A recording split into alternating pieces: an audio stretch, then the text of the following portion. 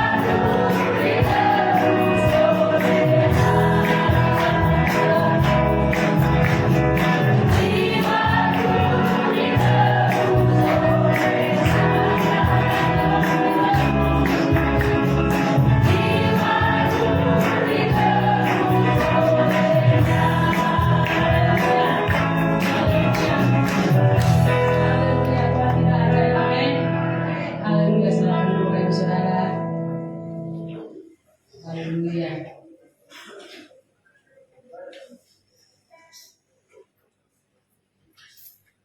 Semuanya baik Tuhan. Dan bekerja dalam kehidupan kami. Membuat kami hidup dan berarti Bapa. Haleluya. Menaikkan syukur kami pagi hari ini. Kebaikan Tuhan.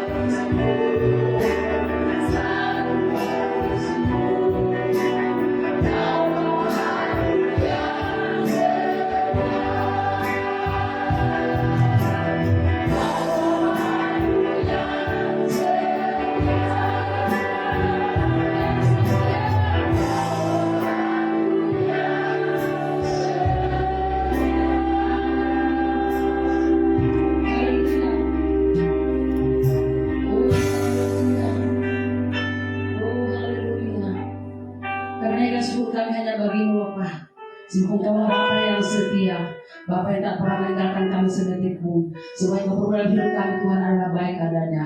Pujilah Tuhan Yesus, berdoa kami lebih lagi heran lagi memuji namamu. Dan sorak-sorai yang meninggikan namamu Tuhan Yesus. Lalu berapa setiap hati kami Bapak, agar semuanya Tuhan menjadi kemuliaan bagi nama Tuhan. Terpujilah nama Tuhan Yesus. Bagi yang saya sorak-sorai pada semua katakan. Amin. Haleluya. Saya Bapak Ibu lagi berdiri. Haleluya. Tuhan kita Maha besar yang tak pernah bisa digoyahkan oleh apapun. Haleluya.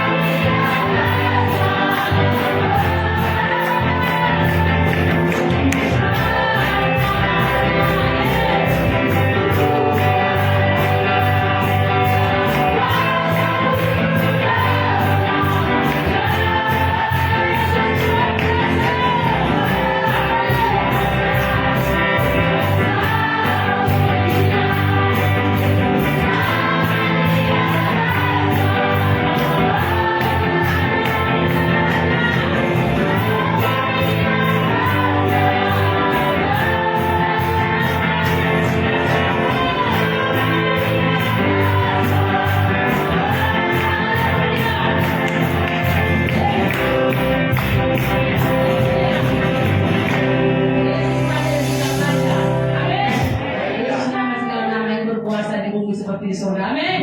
Haleluya. Haleluya. Siapkan hati kita untuk terima firman Tuhan. Haleluya.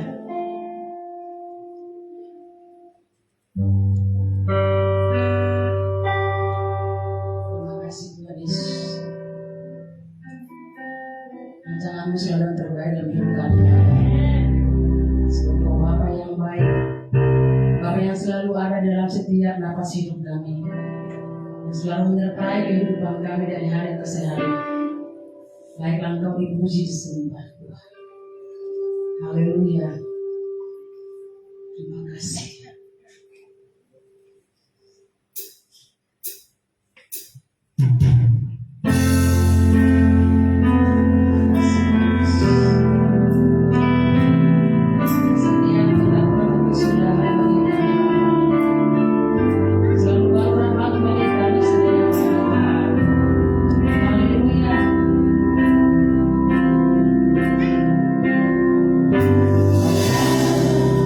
Bapa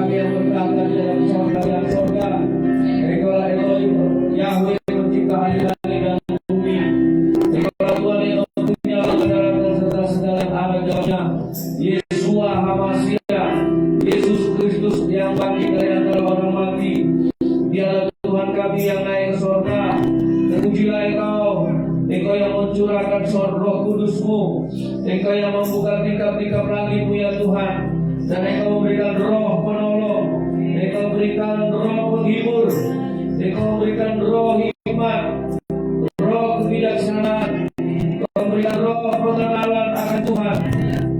Di dalam nama Yesus, kami umat-Mu merendahkan diri, kami datang sebagai penyembah, kami datang sebagai pemuji, kami bawa hidup kami, tubuh jiwa roh kami, semua yang ada pada kami, itulah persembahan kami kepada Tuhan. Berikan kami Tuhan, berikan kami hikmat, pengertian akan kerajaan surga, akan kehidupan yang kekal, akan keselamatan, akan kemenangan dari Tuhan, kekuatan yang baru, pengharapan dan rahmat Allah selalu tercurah bagi kami. Hidupkan jiwa kami, pulihkan kami yang telah dikuatkan, lembutkan hati kami Tuhan. Biarlah Roh Kudus yang mengajari kami akan firman-Mu, yang memimpin kami ke dalam kebenaran. Di dalam nama Yesus Kristus Allah yang hidup, haleluya, kami sambut firman ini dalam nama Yesus Kristus. Amin. Silakan duduk, saudara yang dikasihi oleh Tuhan. Haleluya. Shalom. Kurang semuanya. Shalom. Puji Tuhan. Haleluya.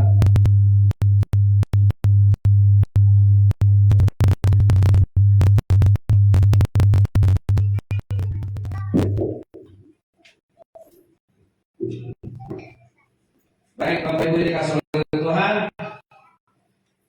saya akan lanjutkan lagi dengan khotbah saya yang minggu lalu. Bagi kita yang bawa anak, saya mohon tolong ditertibkan anaknya tidak boleh masuk. Nah, saya hari ini akan menyampaikan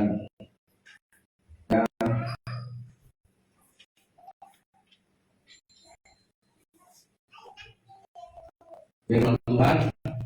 Saudara siap? Ya, kita baca dulu Yakobus pasal 1 ini, pemanasan ya. Ini pemanasan. Ya, Yakobus pasal 1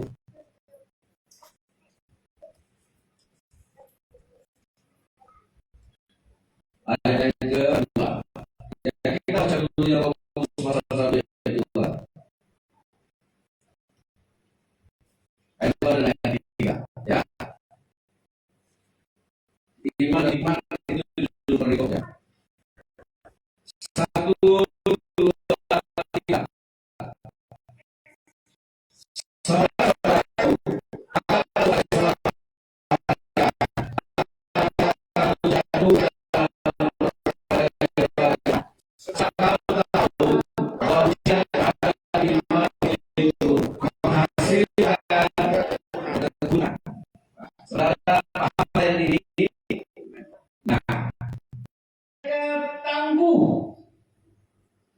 Ya, semangatnya berkorban.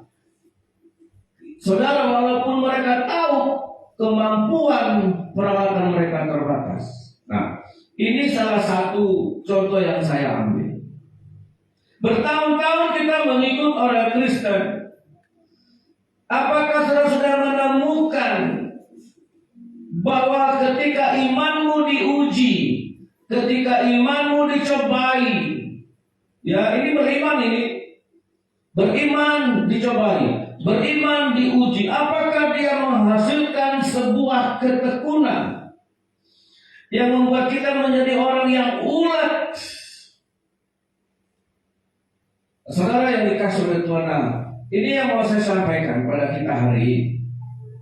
Ya, kita lihat di dalam Matius pasal yang keempat. Saya kutip kemarin di dalam khotbah saya renungan di doa pelayan. Ini sebuah pencobaan.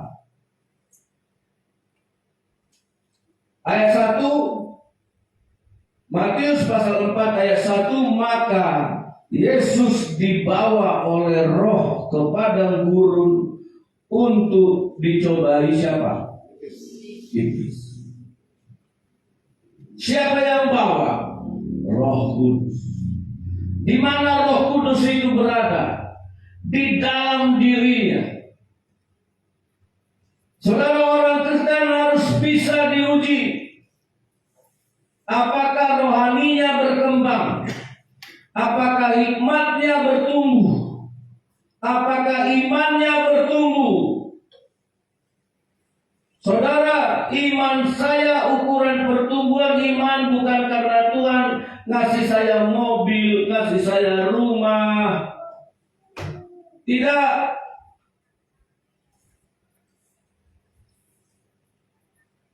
Saudara yang dikasih oleh Tuhan, ya.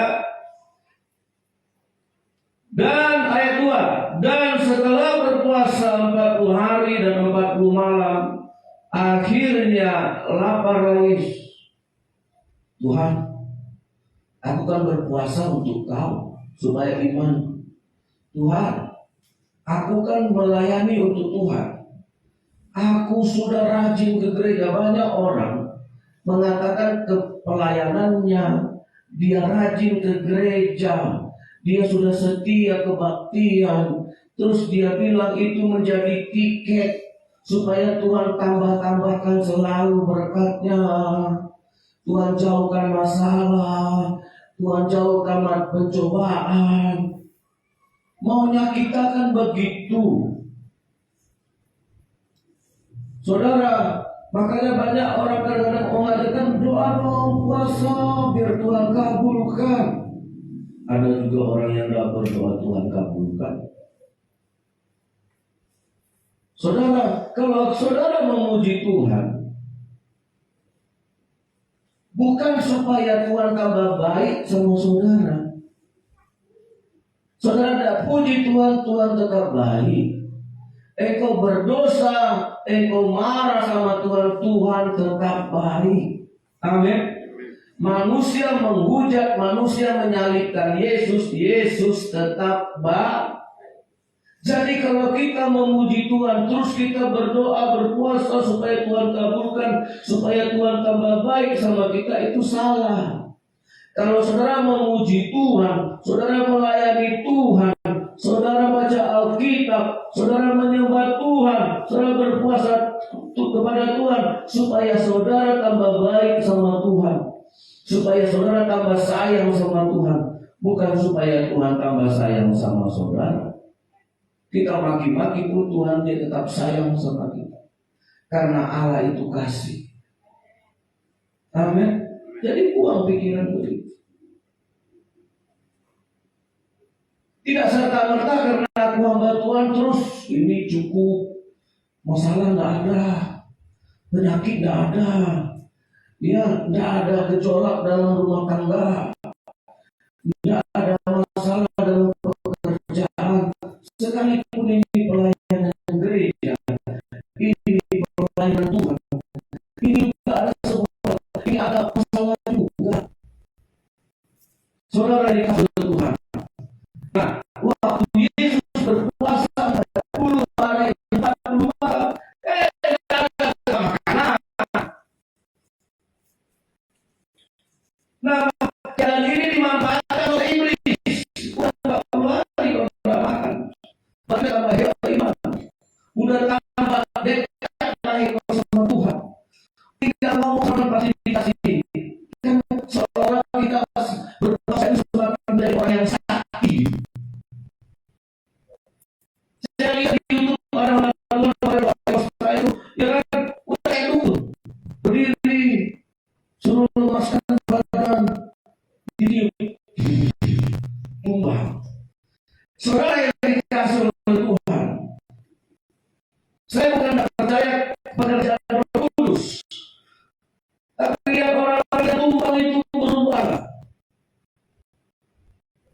karakternya berubah, buah-buah Roh Kudus muncul.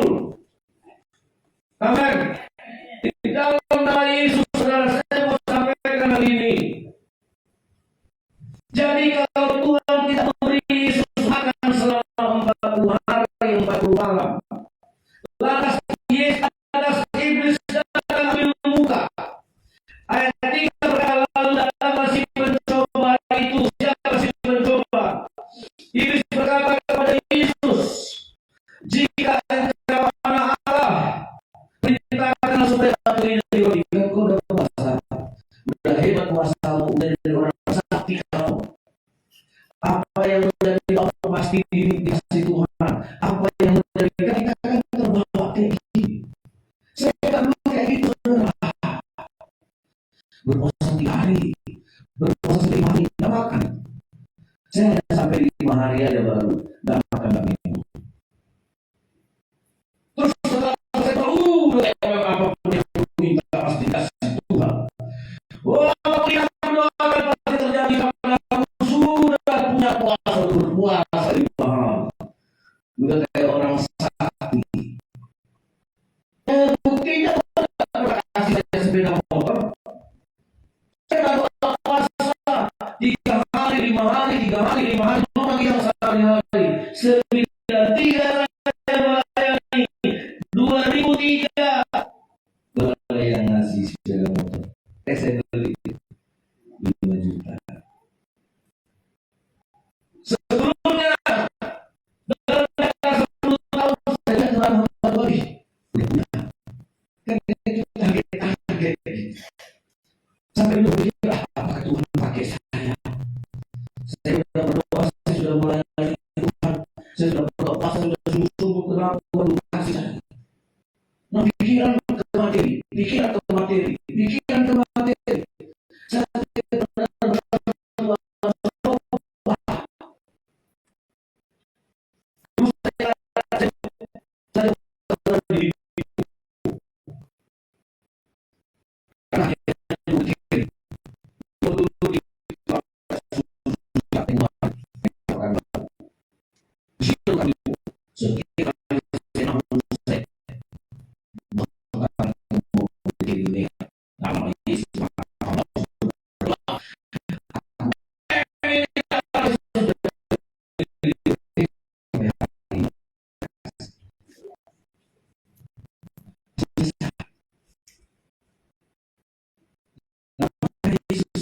ditanya sama Yesus Yesus mengapa datang Yesus ya jelas apa tapi tidak ya sudah udah mulai berdoa sudah hebat rohanimu imanmu udah seperti Tuhan itu dia dalam hidup bagaimana iman tunjukkan udah lari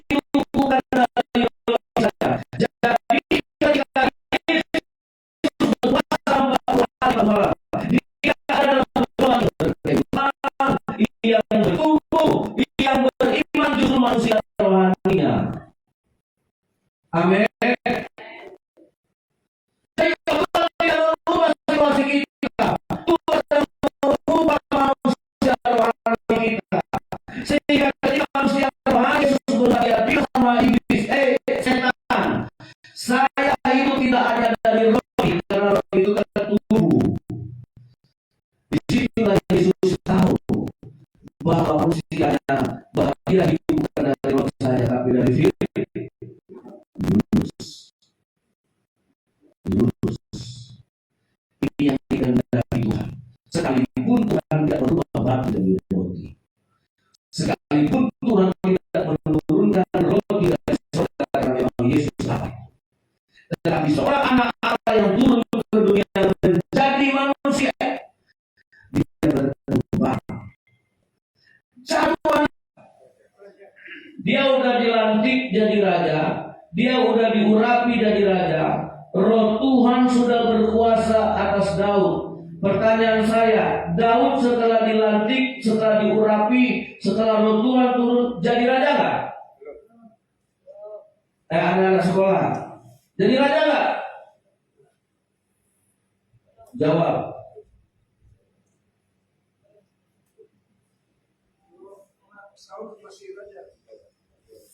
Belum jadi raja. Makanya banyak orang Kristen begitu berdoa langsung tidak, dia pikir langsung Tuhan jawab. Ketika kita berdoa itu masih menyerahkan. Siapa yang tidak mau jadi raja? Siapa yang tidak mau jadi biru? Waktu Benaya masih SD saya tanya, cita-citamu apa nak? Mau jadi CEO. Ya CEO itu berarti kau yang beli perusahaan. Terus kamu punya perusahaan apa? Aku mau punya perusahaan pertanian. Dia jawab aja gitu. Gak ngerti dia mau tani apa. Tapi it's okay. Semua orang punya cita-cita. Tapi apakah engkau begitu, engkau mau jadi apa? Mau jadi polisi, langsung jadi polisi. Mau jadi guru, langsung jadi guru. Nah saudara, ini sudah dilantik Samuel. Tuhan sudah siapkan dia jadi raja. Enggak langsung jadi raja, lihat jadi apa dia.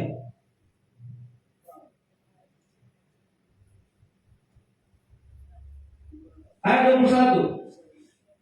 Buka kitabnya. Ayat 21 dikatakan apa? Ayo, anak-anak muda ini. 2, 3.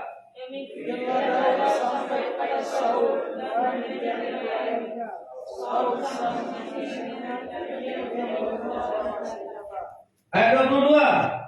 Sebab itu Saul menyuruh orang kepada Isai mengatakan, biarkanlah Daud tetap menjadi pelayanku.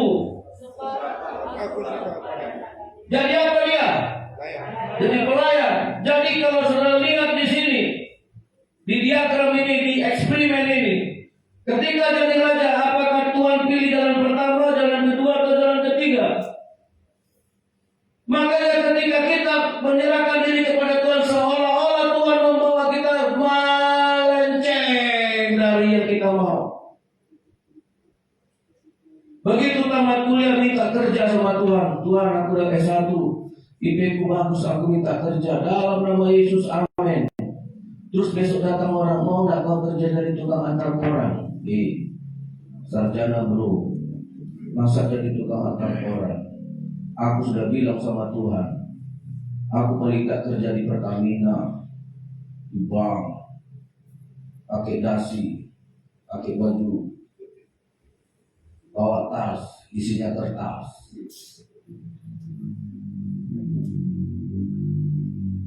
Iya. Dan itu mindset, itu kan mindset sarjana itu. Tapi apakah Tuhan nggak bisa angkat dari loper koran jadi bos?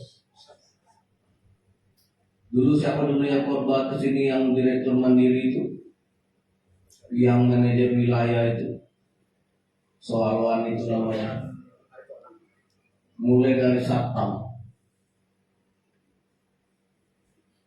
Mulai dari satpam sampai jadi manajer wilayah Pekanbaru. Ya. Jadi jangan bikin gengsi. Walaupun Daud sudah diurapi Samuel itu nabi Tuhan. Yang melantik Saul jadi raja itu Samuel. Nggak bohong Samuel itu. Cuma Daud harus ikut caranya Tuhan. Amin. Nah, kita juga orang tua harusnya lebih berhikmat, lebih bijaksana. Ini anak mau bakal kemana? Mau pakai cara Tuhan, seolah-olah agak melenceng. Sama dengan Daud, diurapi malah datang panggilan dari Saul kepada Isai, anakmu si Daud itu suruh ke istana jadi pelayanku. Kemarin Nabi Samuel datang melantik kau jadi raja, udah diurapi, udah dinubuatkan, udah turun roh Tuhan kepadamu, malahan yang datang jadi pelayan. No, tidak begitu. Untung Isai mengizinkan anaknya. Amin. Wah, anakku udah dilantik jadi raja, nggak jadi pelayan. Untung.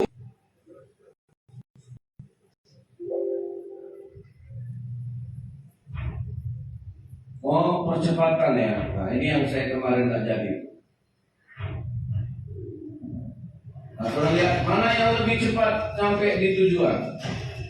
What do you think? Ya.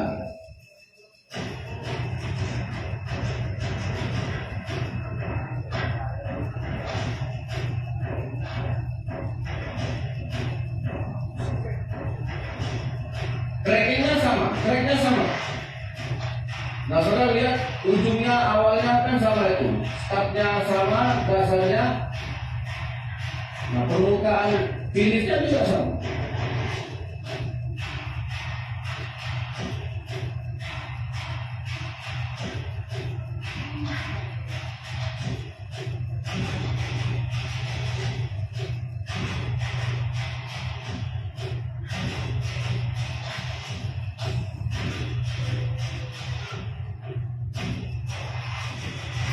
Iya.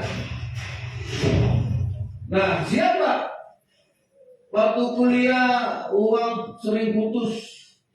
Kadang-kadang nggak makan. Orang kuliah naik mobil, naik motor, kita jalan kaki. Gimana tuh?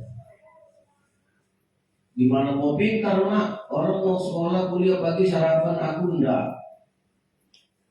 Apakah itu membuat saudara enggak jadi pintar? Saya dulu waktu berangkat, saya tahu mama saya janda. Walaupun dia jual rumah yang di Pekanbaru itu untuk saya kuliah, saya bilang, nah, simpanlah duit itu, abang lagi kuliah. Nanti adik-adikku banyak, aku berangkat. Gak usah kau kirim aku duit. Saya berangkat dari rumah, saya tidak dikirim mama saya. Sampai saya pulang.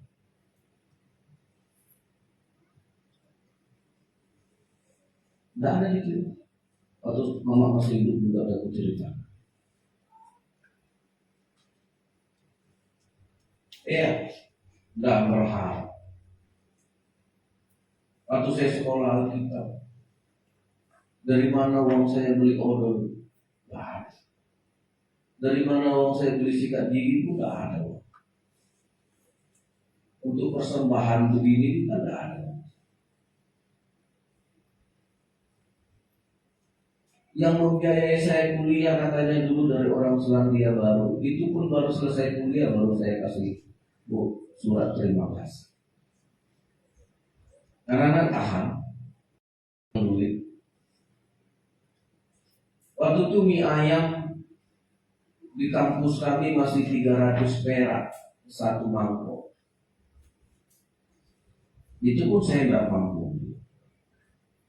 Jadi kami orang-orang Batak kere-kere ini, si Pak Joru di bawah ke air terjun hanya untuk basah-basahkan, habiskan waktu mandi-mandi di batu-batu air terjun. Pulang lapar. Waktu itu Indomie entah 75, entah 100 tahun 93. Itu pun tidak bisa. Memang begini. Perut juga begitu. Sekarang yang begitu. Dulu begitu.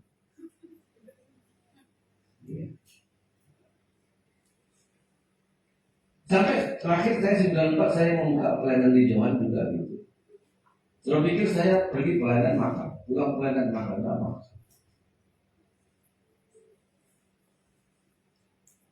Iya. Jadi siapa yang sampai?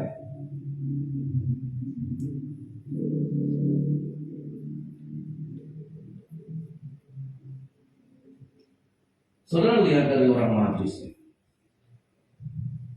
2 Matius pasal 2 ayat 12. Saya ambil kisah dari orang Matius.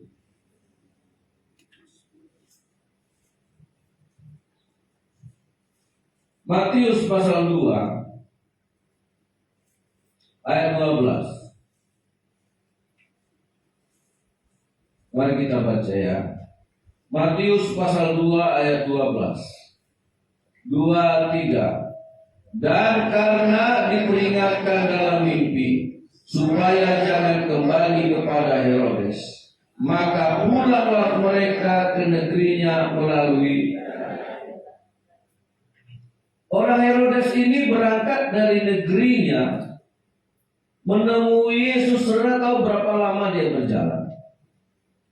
Mulai dari Yesus lahir sampai diperkirakan umur Yesus 2 tahun baru mereka jumpa.